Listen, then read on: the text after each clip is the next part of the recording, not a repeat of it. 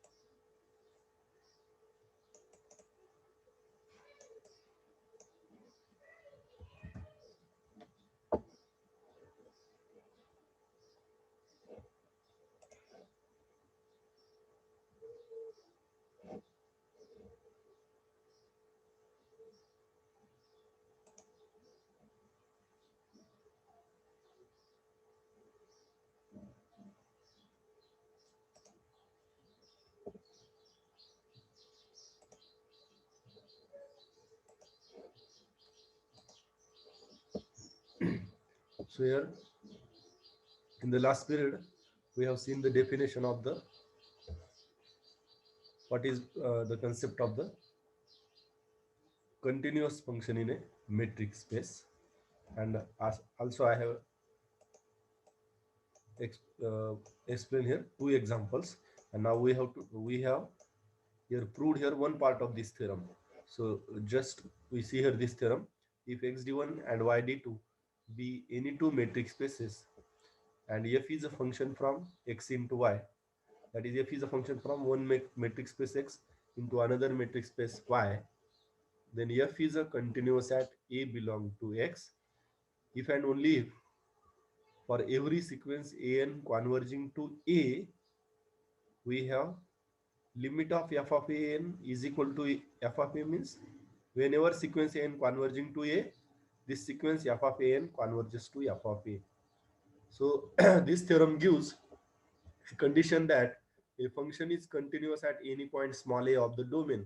So when the function is continuous at small a of the domain, if we take whenever a sequence an converging to a, and then if we have the sequence f of an converges to f of a, then this function is a continuous. So this is if and only if true. So in the last period we have seen here its first part, that we have assumed that f is a continuous at this point a, and by using the definition of f is a continuous at a, we have proved for a sequence an converging to a, and we have proved here sequence f of an converges to f of a. So now, so in the second part, so we have to prove here second part, and for the second part, that is what we assume.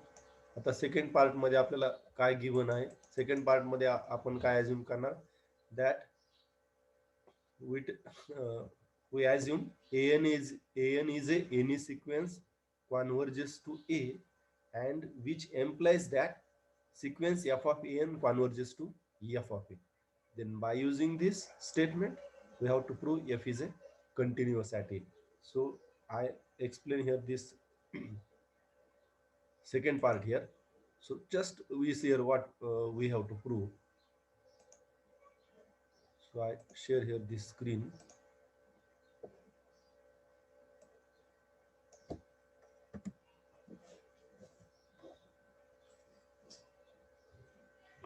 That is here. So in the second part, what we prove,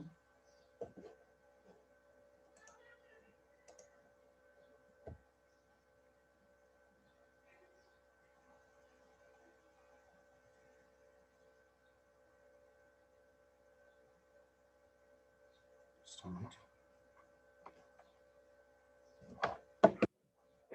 Okay.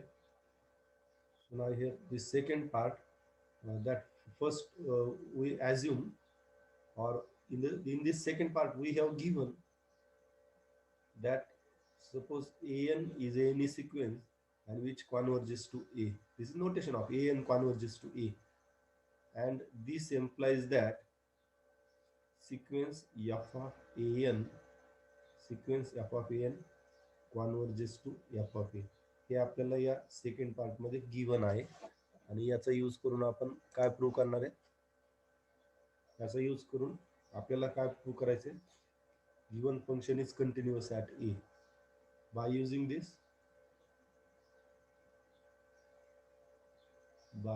this we prove.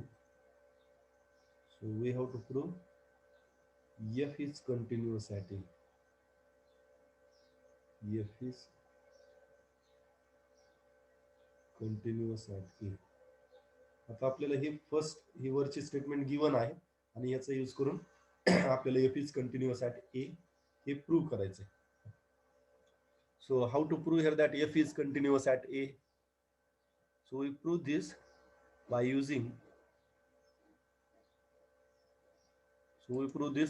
the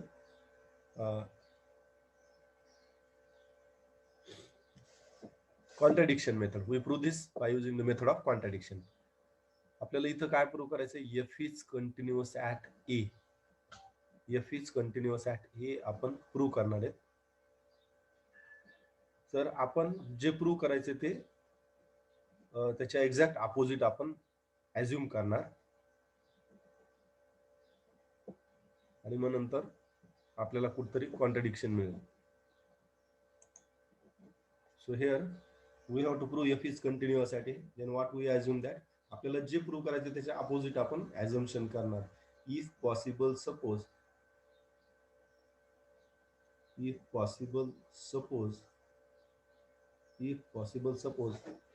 f is not continuous. आपण इथे काय assume करणार. If possible suppose आपण assume करणार f is not continuous. f is not continuous at a. म्हणजे method of contradiction मध्ये जे prove करायचे त्याच्या अपोजिट आपण स्टेटमेंट ॲज्युम करतो. f is continuous प्रूव्ह करायचे. we assume f is not continuous at a. आणि कंटिन्युटीची डेफिनेशन काय. f हे फंक्शन a ह्या पॉइंटवर कंटिन्युअस असेल म्हणजे काय. कंटिन्युअस असेल तर काय मिळेल आपल्याला. For epsilon greater than 0 there exist A delta greater than 0 such that. तर ती कंडिशन काय. d2 of f of x comma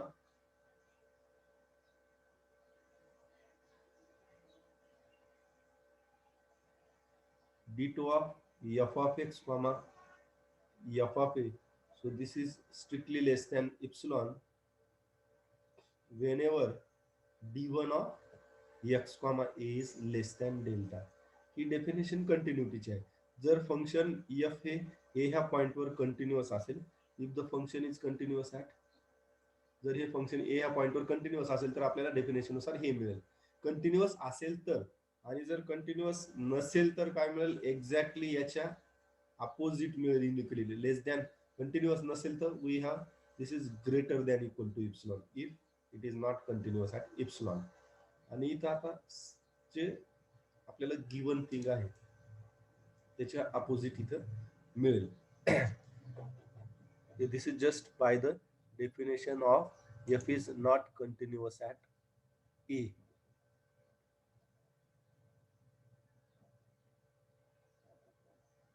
So now here again I share that screen.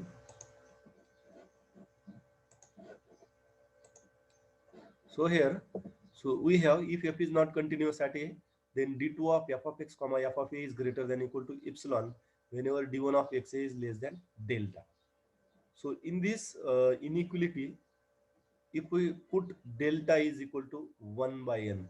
So in this definition of continuity, delta is any positive number and we take delta to be 1 by n, and we find that for each positive integer n there is an an belong to x such that d2 of f of an, f of a is greater than equal to epsilon, and d1 of an comma a is less than 1 by n. That is here in this inequality, we put x is equal to an and delta is equal to 1 by n. आता याच्यामध्ये आपण या इनइक्विलिटी मध्ये same inequality मध्ये x is equal to an put up केलं इथं, आणि delta is equal to 1 by N जर सबस्टिट्यूट केलं, ठीक आहे, तर आपल्याला हे रिलेशन मिळेल. आणि याच्यामधलं फर्स्ट इनइक्विलिटी काय मिळेल, ही फर्स्ट जे आहे this one first, d2 of f of an comma f of a is greater than equal to epsilon. d2 of f of an comma f of a is less than epsilon, and d1 of an comma a is strictly less than 1 by n. कारण इथं given काय आपल्याला या part मध्ये given काय an converges to a and this implies f of an converges to a. पण इथं काय मिळालेलं आहे आपल्याला, d2 of f of an comma f of a is greater than equal to epsilon. greater than equal to epsilon म्हणजे this sequence f of an does not converges. f of an he sequence convergent कधी असती, if for epsilon greater than 0 there exists positive integer n0 such that d2 of f of an comma f of a is strictly less than epsilon. असं जर असतं तर sequence f of an ही convergent मिळाली असती, पण आपल्याला याच्या अपोजिट मिळाले, less than strictly less than इप्सिलॉनच्या ऐवजी greater than equal to epsilon मिळाले. म्हणजे f of an ही या इनइक्विलिटीवरून काय म्हणता येईल, sequence f of an does not converges to f of a. पण या सेकंड पार्ट मध्ये आपल्याला गिव्हनच काय आहे, सेकंड पार्ट मध्ये काय गिव्हन आहे, an converges to a, f of an converges to f of a, हे गिव्हन आहे. म्हणजे आपल्याला जे गिव्हन आहे त्याच्या गिव्हनच्या एक्झॅक्ट अपोजिट मिळालेले इथं आपल्याला, म्हणजे कॉन्ट्रडिक्शन मिळालेले. इथं तर given f of an converges to f of a आहे, पण इथं आपल्याला डज नॉट कॉन्व्हर्जेस मिळालेले, म्हणजे हे कॉन्ट्रडिक्शन मिळालेलं, आपलं गिव्हन हायपोथिसच्या कॉन्ट्रडिक्शन मिळाले. आणि कॉन्ट्रडिक्शन कशामुळे मिळाले, आपण जे इथं ऍझम्पशन घेतले ते रॉंग ऍझम्पशन आहे. रॉंग ऍझम्पशन काय घेतले, f is not continuous at a, and this assumption is wrong, and that's why f is continuous at a. So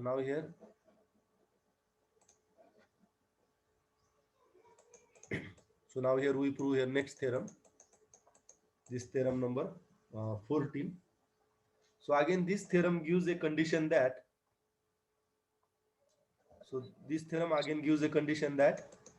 this function f is a continuous. म्हणजे हे फंक्शन जे आहे f, हे this function f is defined on one metric space x into another metric space y, आणि हे function continuous असण्याची condition आहे या थेरम मध्ये. If x_d1 and y_d2 these are any two metric spaces and this function is a continuous if and only if f inverse of g is open in x whenever g is open in y. आता ही continuous असण्याची condition काय, की y metric space मधला एखादा open set जी जर घेतला, G हा y metric space मधला ओपन सेट घेतला, तर त्याचा inverse image set f inverse of G, inverse image set हा x मध्ये असेल, तो देखील x मध्ये ओपन असला पाहिजे, असेल तर हे फंक्शन कंटिन्युअस होईल. काय कंडिशन आहे, so we see that condition. So I share my that screen.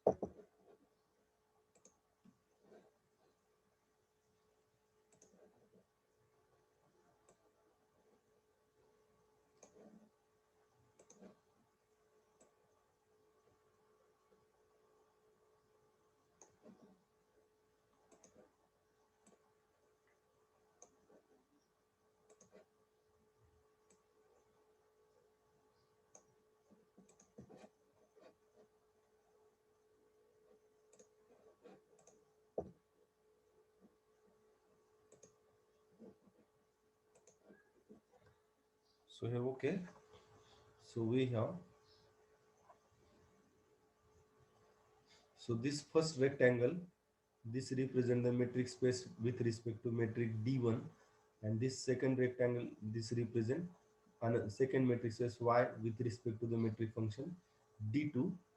And here this circle, the portion of circle represents the set G. So this G is an open set in metric space Y, and here this circle represents what? This represent F inverse of G. इथं function जे दिलेलं आहे F is a function from x into y. हा first metric space, हा x हा या फंक्शनचा domain आहे. या x मधला एलिमेंट आपण एखादा घेतला x, तर याची इमेज f ऑफ x या मेट्रिक स्पेस मध्ये असेल. इथं a एलिमेंट घेतला, याची इमेज f ऑफ a या सेकंड मेट्रिक स्पेस मध्ये असेल. तर या सेटच्या एक्स सेटच्या एलिमेंटच्या इमेजेस ह्या वाय सेट मध्ये असतील. याच्यात सगळे element F of A, F of B, F of सगळ्या एक्स मधल्या एलिमेंटच्या इमेजेस यामध्ये असतील. जर इथं मी एखादा ए हा एलिमेंट घेतला, याची इमेज ही एफ ऑफ ए असेल, तर एफ ऑफ ए ला ए ची image under this function f म्हणतो. पण ए ला काय म्हणतो? A is said to be preimage of this element. A is said to be preimage. F of a ला ए ची image, पण ए ला काय म्हणतो? एफ ऑफ ए ची pre image.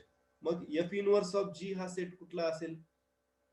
F inverse of G set मध्ये कोणते elements असतील? F inverse of G is a set of all those elements like small x in capital X such that f of x belong to G. हा जी Y metric space मधला हा सर्कलचा portion जर जी represent करत असेल, हा जी represent जर करत असेल,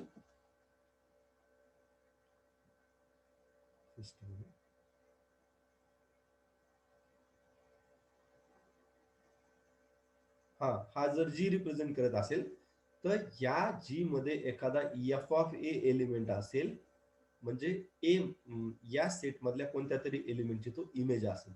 समजा इथं ए आहे, ए ची इमेज इथं एफ ऑफ ए असेल, एफ ऑफ ए ची प्री इमेज ही ए असेल. मग एफ इनवर्स ऑफ जी मध्ये कोणते एलिमेंट्स असतील? एफ इनवर्स ऑफ जी मध्ये मेट्रिक स्पेस एक्स चे असे एलिमेंट्स असतील की ज्यांच्या इमेजेस ह्या जी मध्ये आहेत. ओके, म्हणजे या सेट मध्ये बी हा एलिमेंट घेतला तर त्याची इमेज ह्या याच्यामध्ये असेल, एफ ऑफ बी याच्यात असेल. म्हणजे एफ इनवर्स ऑफ जी मध्ये मेट्रिक स्पेस एक्स चे असे एलिमेंट्स असतील ज्यांच्या इमेजेस ह्या जी मध्ये असतील. तर इथं हा जो थेरम आहे, हा थेरम काय? फंक्शन कंटिन्युअस असण्याची कंडिशन आहे. काय कंडिशन आहे ती? That condition is F is continuous. F is continuous condition काय आहे? If and only if function हे कंटिन्युअस कधी असेल, तर आपण मेट्रिक स्पेस वाय मधला जर एखादा सेट जी घेतला, मेट्रिक स्पेस वाय मधला ओपन सेट जर घेतला, ओपन सेट घेतला मेट्रिक स्पेस वाय मधला, आणि आपल्याला असं मिळत असेल की या ओपन सेटचा inverse image set f inverse of जी हा एक्स मध्ये ओपन असला पाहिजे, is open in x. If this condition satisfied, then the function is a continuous. And this theorem is a if and only if proof. So we assume here one of the part is given, and by using that we prove the second part. So we consider here f is given to be continuous, and by using that we prove here f inverse of g is open in x for the set g open in y. So here again I share that screen.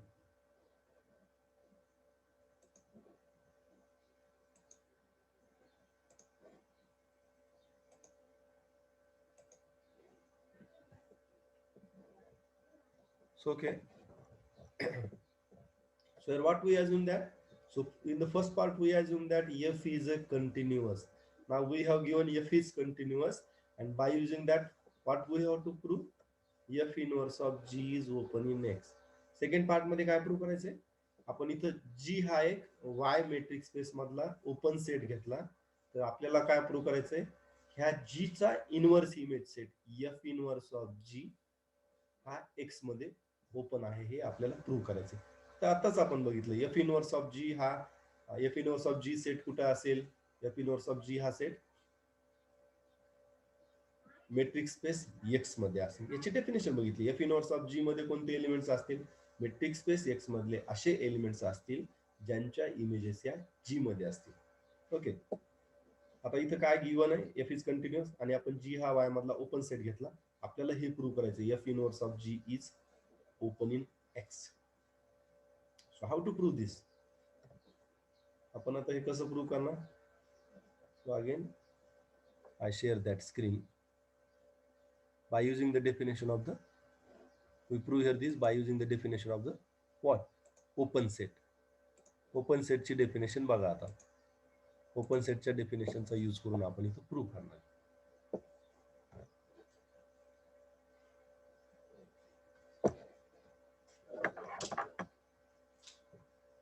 So okay, that is I want to prove F inverse of G is open in X. So okay, F inverse of G is, how to prove here F inverse of G is open? So there are two possibilities about every set. Either a set is a empty set or non-empty set. If F inverse of G is phi, then and phi is a open in every metric space. That's why F inverse of G is open for that case. And secondly, so if F inverse of G is not equal to phi, then we have to prove here F inverse of G is open. आता F inverse of G non empty असेल म्हणजे कमीत कमी एक element त्याच्यामध्ये असेल तर आपण याला ओपन आहे कसं प्रूव्ह करणार? नॉन एम्प्टी आहे म्हणजे ऍटलीस्ट याच्यामध्ये एक एलिमेंट असेल आणि समजा आपण F इनवर्स ऑफ G मध्ये X हा एलिमेंट आहे असं कन्सिडर केलं तर आता F inverse of G open कसं प्रूव्ह करणार? We prove this by using the definition of the open set. हा सेट ओपन दाखवणार कसं दाखवणार? त्याच्यामधला एक आर्बिटरी पॉईंट घेणार आणि ह्या आर्बिटरी पॉईंटला सेंटर मध्ये कीप करून त्याच्या भोवतीचा ओपन स्क्वेअर हा याचा सबसेट आहे आपल्याला प्रूव्ह करावं लागेल. म्हणजे आपण काय प्रूव्ह करणार? There exist for some delta greater than 0 there exist open square centred at this point and this is a subset of what? This set F inverse of G हे आपल्याला प्रूव्ह करायचं आहे. So we have to prove this. म्हणजे याच्यामधल्या एका पॉइंटला centre मध्ये त्याच्या भोवतीचा ओपन स्क्वेअर हा या सेटचा सबसेट दाखवायचा.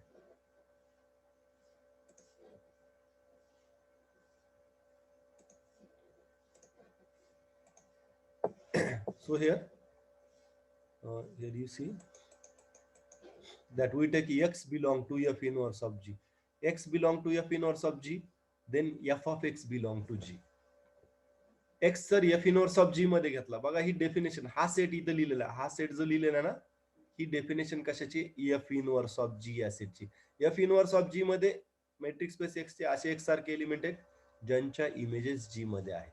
म्हणजे F इनवर्स ऑफ G मध्ये एखादा एलिमेंट समजा A असेल त्याची ते काय कंडिशन सॅटिस्फाय होईल? त्याची इमेज ही G मध्ये असेल. A याच्यात असेल म्हणजे F ऑफ X G मध्ये असेल. Likely X F inverse of G मध्ये असेल तर ह्या X ची image F of X he G मध्ये असेल. किंवा आपण जसं इनवर्स फंक्शन सारखं ऍझ्युम करू शकतो. X याच्यामध्ये असेल तर F इकडे अप्लाय केलं F ऑफ X हा G मध्ये असेल. X F inverse of G मध्ये असेल then F of X belong to G. आणि ऑलरेडी इथं G काय दिलेला आहे? G is a open subset in Y. G हा ओपन आहे पण मेट्रिक स्पेस फाय मध्ये ओपन दिलेला आहे.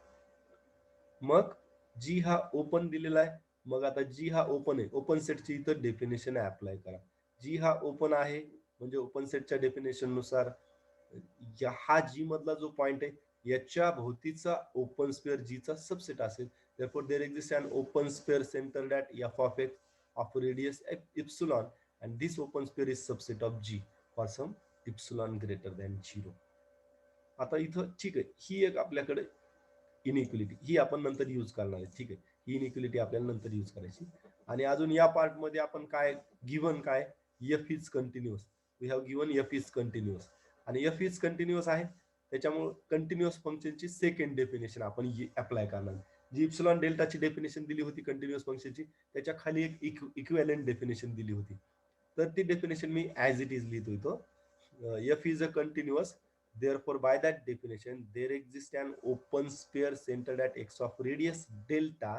हा ओपन स्पेअर एक्झिस्ट होतो सच दॅट म्हणजे ही इक्विव्हॅलेंट डेफिनेशन काय ही तुम्हाला एक्सप्लेन केलेली आहे. त्या आधीच्या डेफिनेशन वरूनच ही पण डेफिनेशन मिळते. Such there exists an open sphere centered at x of radius delta such that image of this open sphere is subset of open sphere centered at f of x of radius epsilon. So this is just as it is the definition of equivalent definition बघा same आहे. तर हे relation मिळेल आपल्याला. आता दोन inclusion use करायचे आहेत आपल्याला, हे आणि हे. हा इथं दोन्ही मध्ये बघा, F of this open spare, या डेल्टा रेडियसच्या ओपन स्पेअरची इमेज ही इप्सिलॉन रेडियसच्या ओपन स्पेअरचे सबसेट मिळालेले. हा आणि हा जो सेम सेम ओपन स्पेअर हा इथं आहे, हा याचा सबसेट आहे आणि हा याचा सबसेट आहे. हा पहिला दुसऱ्याचा सबसेट आहे, दुसरा तिसऱ्याचा सबसेट आहे, म्हणून पहिला हा या तिसऱ्याचा सबसेट होईल. म्हणजे F of this open sphere is subset of G. Okay,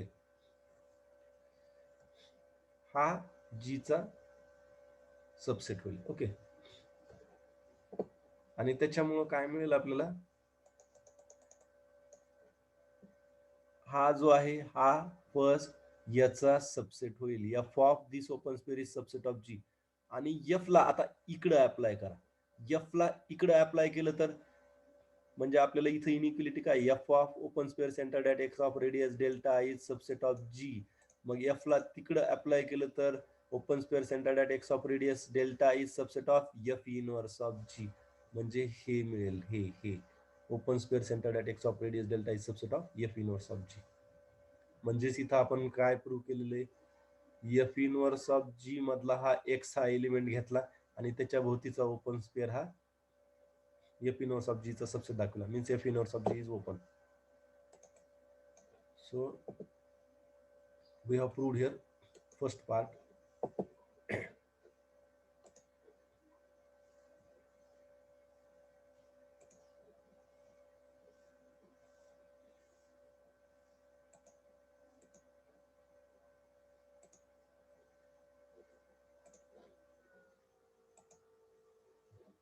Now here we have to prove here second part. आता सेकंड पार्ट मध्ये काय आपण काय अज्युम करणार आहे, whenever G is open in Y, Y मधला जी हा एक ओपन सेट घेतला तर आपल्याला काय गिवन आहे, F inverse of G is open in X. म्हणजे इथं गिवन काय आहे, वाय मेट्रिक स्पेस मधला कोणताही ओपन सेट घेतला त्याचा इनव्हर्स इमेज सेट हा एक्स मध्ये ओपन आहे. This is given. And now here by using this what we have to prove, f is continuous. We have to prove here f is a continuous. So now we prove f is continuous by using the second definition of the continuity. ती जी equivalent definition ती आपण इथं prove करणार. म्हणजे कुठली definition, equivalent definition for he definition बघा, f is continuous if for every open sphere means f is a continuous at x if for every open sphere centered at f of x of radius epsilon there exists a open sphere centered at x of radius delta such that image of this open sphere is a subset of this. ह्या definition नुसार आपल्याला f हे continuous आहे prove करायचं आहे. So here we take x be an arbitrary point in x and let epsilon greater than 0 be given. And now we take here this open sphere, let open sphere centered at f of x of radius epsilon. हे आपण हा का consider करतो, कारण definition नुसार हे prove करायचे. Exact definition, second definition आहे कंटिन्युअस फंक्शनची. Let this be an open sphere in y. हा y मधला ओपन स्पेअर कशामुळे असेल, हे गिव्हन फंक्शनचा डोमेन x आहे आणि कोडोमेन हा वाय मेट्रिक स्पेस मध्ये आहे. मग एफ ऑफ एक्स म्हणजे एक्स ची इमेज आहे, एक्स ची इमेज ही वाय मध्ये असेल आणि एफ ऑफ एक्सच्या भोवतीचा ओपन स्पेअर हा वाय मेट्रिक स्पेस मध्ये असेल. This open sphere is an open set. हा ओपन सेट कशामुळे आहे, कारण आपण ओपन स्पेअर आणि त्याच्यानंतर नेबरहुड आणि ओपन सेटची जी डेफिनेशन बघितलेली, ओपन सेटचं एक्झाम्पल आहे, आपण ते प्रूव्ह केले. Every open sphere is a open set. म्हणून हा open sphere Y metric space मधला आहे, म्हणून हा ओपन सेट आहे, हा ओपन सेट होईल. आणि हा ओपन सेट होईल म्हणजे मग पुन्हा ओके, हा open set Y metric space मधला आहे. आता या सेकंड पार्ट मध्ये गिवन काय आहे आपल्याला, वाय मेट्रिक स्पेस मधला कोणताही जी सारखा ओपन सेट घेतला त्याचा इनव्हर्स इमेज सेट हा एक्स मध्ये असतो आणि तो ओपन असतो. ठीक आहे, तर इथं हा ओपन सेट मिळाला, हा ओपन स्पेअर वाय मधला ओपन सेट आहे.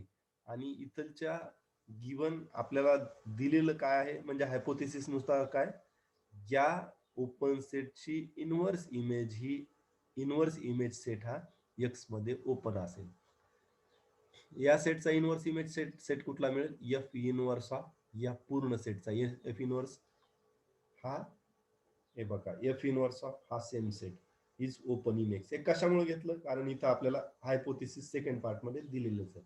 ओके, आता हा एक्स मध्ये ओपन आहे. ठीक आहे, सेट हा थोडासा कॉम्प्लेक्स जरी दिसत असला तर आपण concept as it is use करतो. आता हा सेट ओपन आहे, एक्स मध्ये ओपन मिळालेला आहे आपल्याला. मग हा ओपन आहे, ओपन सेटची definition as it is apply करा.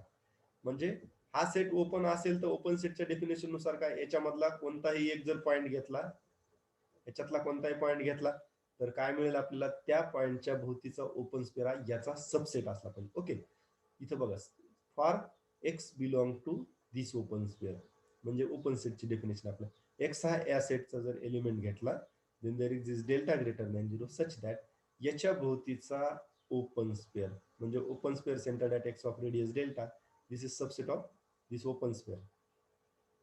ठीक आहे, आता फक्त काय करणार आपण, हे एफ इनवर्स जे आहे इकडं अप्लाय केलं तर f of this open spare मिळेल आपल्याला. we have f of this open sphere is subset of open sphere centered at f of x of radius epsilon, and this is nothing but the definition of the continuous function, and this gives f is continuous at x. So we have here proved here this one.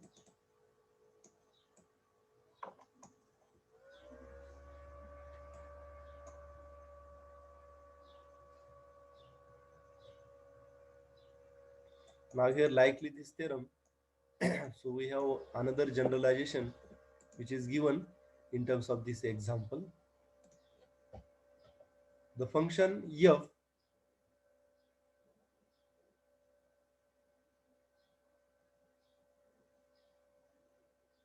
just a minute. Okay,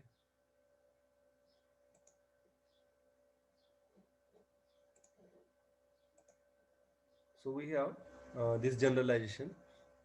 The function, आत्ताच आपण याच्या अगोदर जो theorem एक prove केला, आत्ता prove केला त्याच्या अगोदरचा, last but one, that theorem gives the condition that a function is a continuous in terms of open set. आता सेम ओपन सेट असण्याची condition in terms of closed set. The function f from x into y of a metric space xd1 into a metric space yd2 is continuous if and only if the inverse image of every closed set in y is closed in, the inverse image of every closed set contained in y is closed. Exactly, आता हा theorem जो आहे, हा theorem, okay, I write this theorem because here is this theorem is incomplete.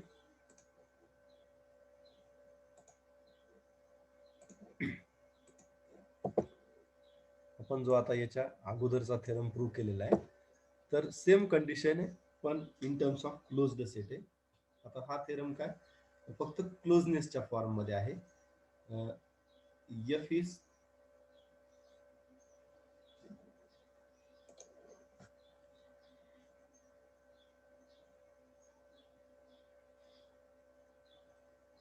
f is continuous at a if and only if f inverse of g, f inverse of g is closed in x, is closed in x whenever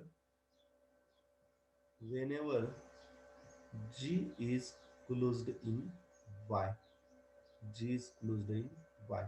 आता आपण ओपनच्या form मधली ही condition बघितली आणि ही condition closed साठी देखील true आहे.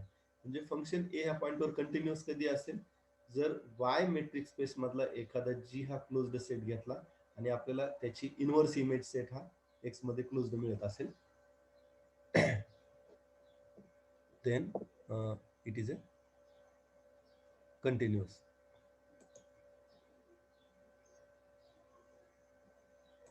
बघा, ठीक आहे. आता याच्यानंतरचा पार्ट आपण नंतर बघणार आहे, कारण इथं झूमवर 40 मिनिटाचा टाइम संपलेला आहे. 40 मिनिटानंतर ऑटोमॅटिक डिस्कनेक्ट हे मीटिंग एंड होईल. बघा, ज्यावेळेस ऑटोमॅटिक आपण जेव्हा एंड होईल तेव्हा ठीक आहे, आपण तोपर्यंत घेऊ.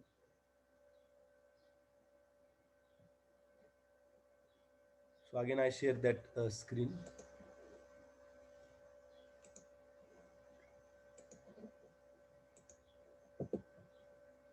So again here this example. So this example is again gives here one more condition that the function is a continuous. So xd1 and yd2 b2 metric spaces. Then f is a continuous if and only if f of a closure is subset of f of its closure for every a is subset of x. So I okay.